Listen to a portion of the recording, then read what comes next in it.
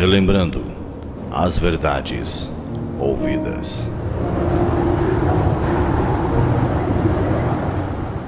Está escrito em Hebreus capítulo 2, verso 1. Por esta razão, importa que nos apeguemos com mais firmeza às verdades ouvidas, para que delas jamais nos desviemos.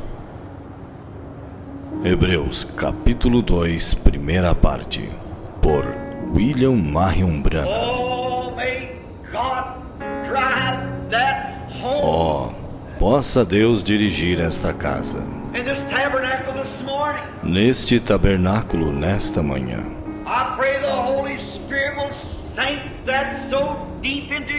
Eu oro para que o Espírito Santo grave isto profundamente em nossos corações.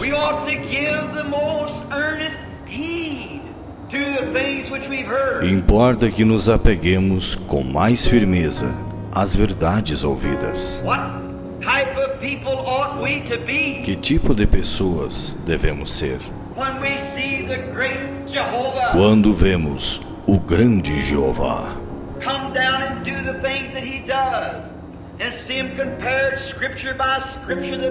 descer e fazer as coisas que ele faz e vê-las comparadas, escrituras por escrituras, que elas são a verdade.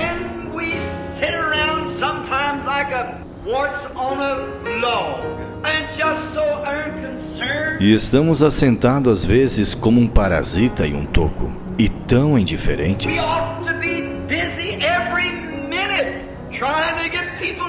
Devemos estar ocupados a cada minuto, tentando levar pessoas a Cristo. Devemos ser rochas vivas.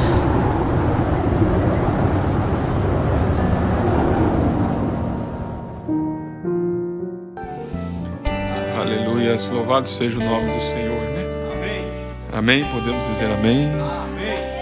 Estamos aqui para, mais uma vez, cultuar ao Senhor, né?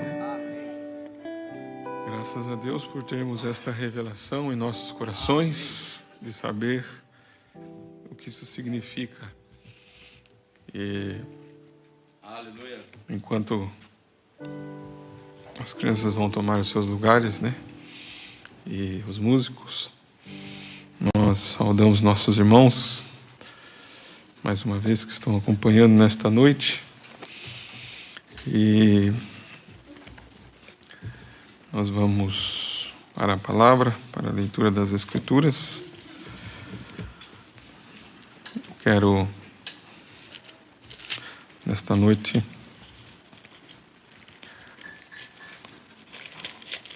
tomar uma escritura aqui. Quero tomar no livro de Hebreus, Hebreus capítulo 9.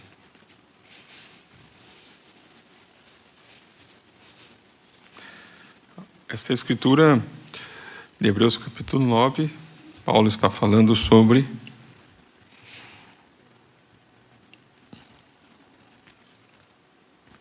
a primeira aliança.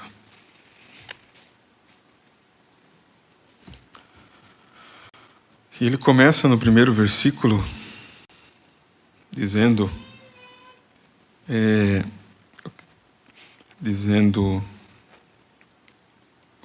eu quero ir um pouquinho acima no 13, 8:13, um pouquinho acima, só apenas para pegar esta palavra, dizendo nova aliança, envelheceu a primeira. Ora, o que foi tornado velho e se envelhece, perto está de acabar.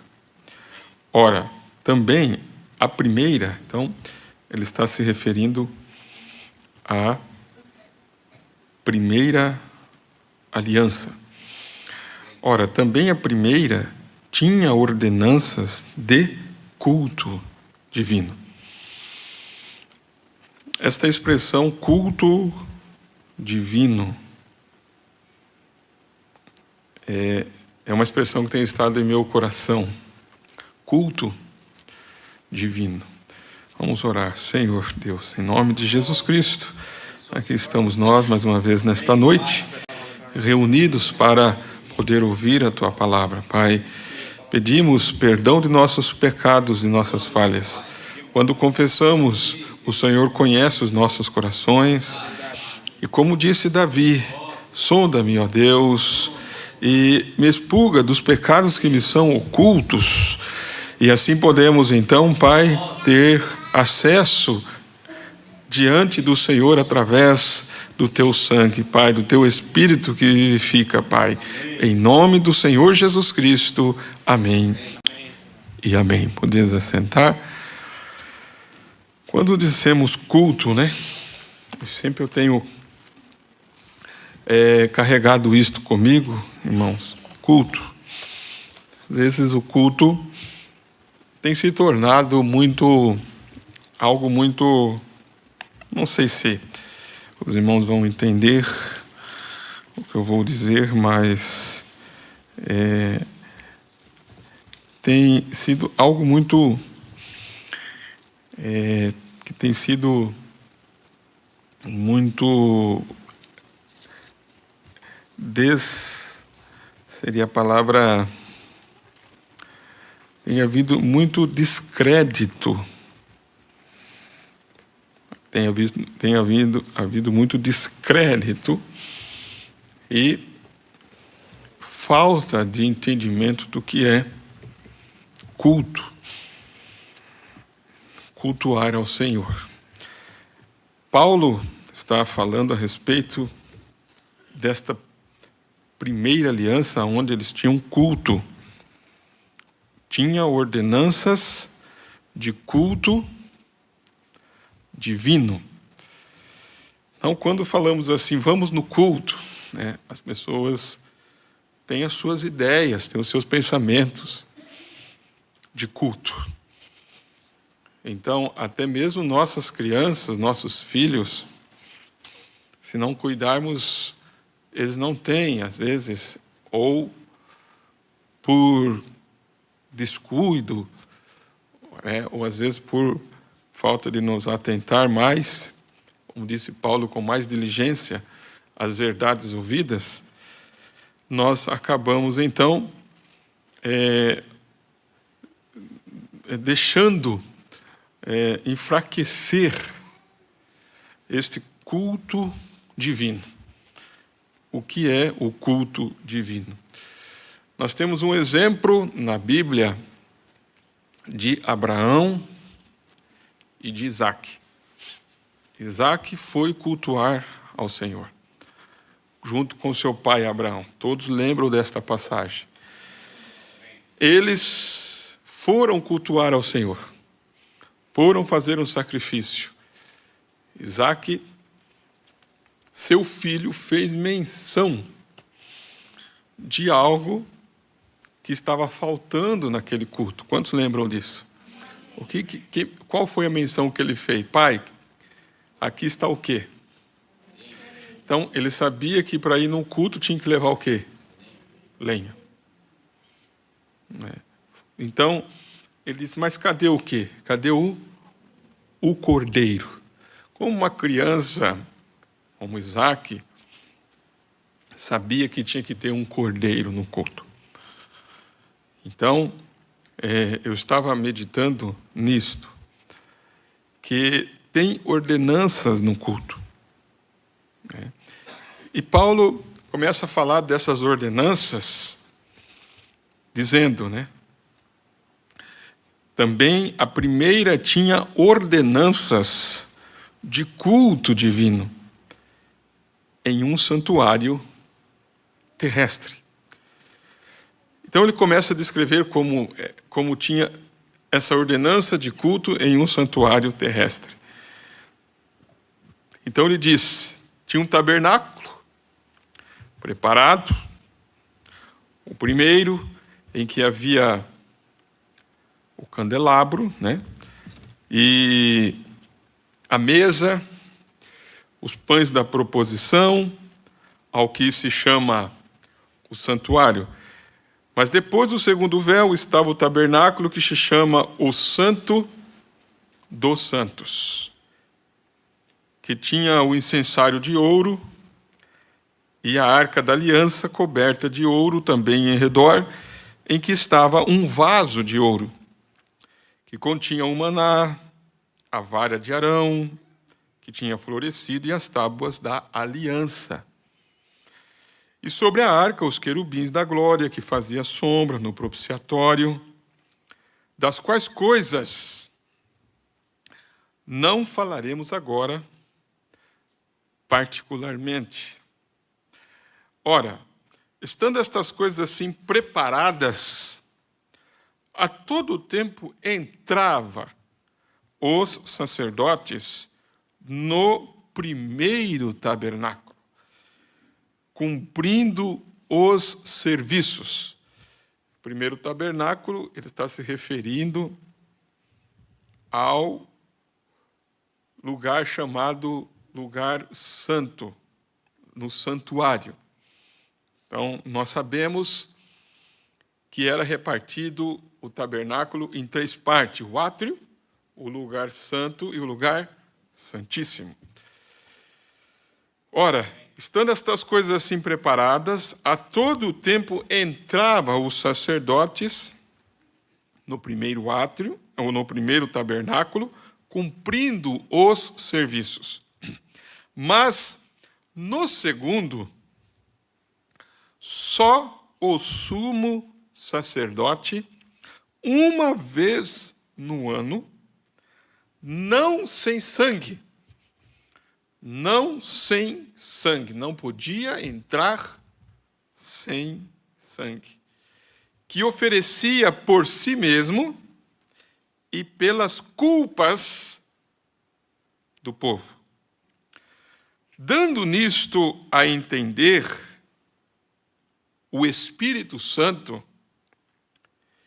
que ainda o caminho do santuário não estava descoberto enquanto se conservava em pé o primeiro tabernáculo, que é uma alegoria para o tempo presente, em que se oferecem dons e sacrifícios que, quanto à consciência, não podem aperfeiçoar aquele que faz o serviço, constituindo somente em comidas, bebidas e várias abluções e justificações da carne, imposta até ao tempo da correção.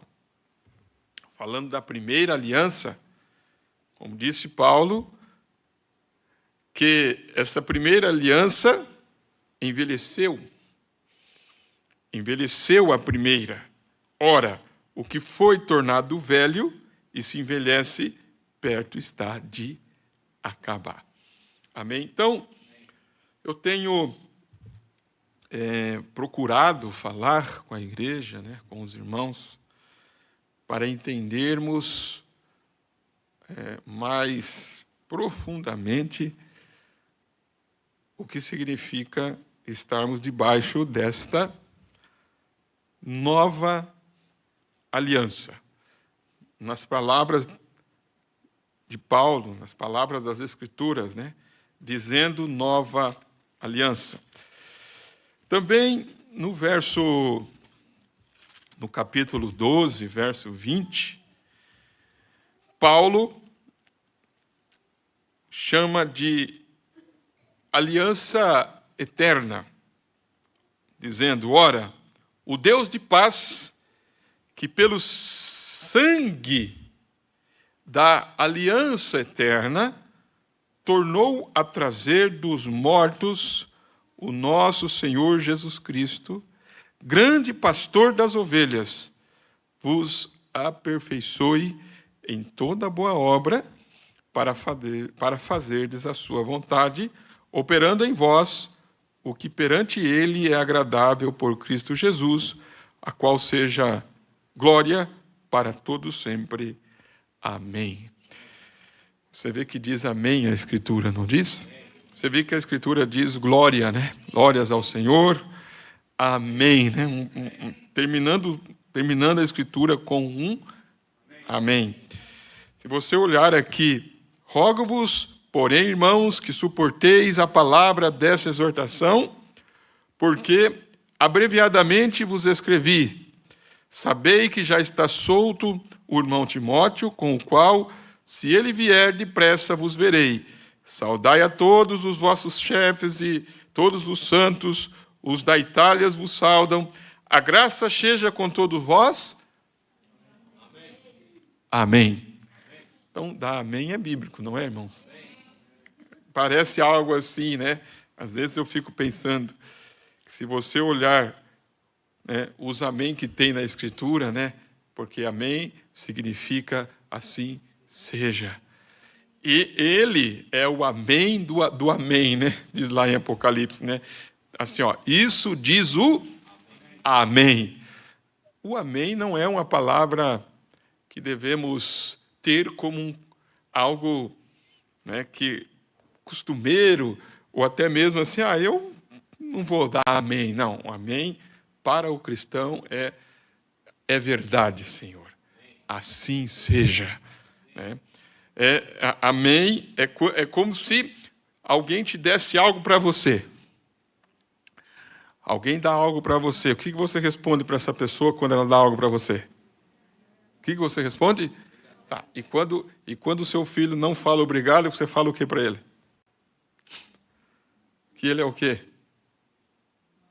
Não estou ouvindo vocês falar. Quando o seu filho não fala obrigado para alguém, você fala que ele é o quê? Fala aí, irmão Silvano. Isso, mal agradecido, o que mais? Mal educado, o que mais? Ingrato, o que mais? Né? Você não ensina seu filho? Não ensina, irmão Alessandro? Não estou ouvindo aí você falar que ensina. Você ensina, irmão Zimildo? Sim, é isso aí. Seu pai ensina? Que jeito que ele fala para você? Tem que ser assim, meu filho, não é? Tem que ser assim, minha filha. Alguém vai lá e dá uma bala para o seu filho, o que você fala para ele falar para aquela pessoa? Diga o quê? Obrigado. Meu filho, fala obrigado para ele, não é assim, irmãos? A gente fala, meu filho, agradece, meu filho. Fala obrigado. Né? E se não fala, o que você faz depois?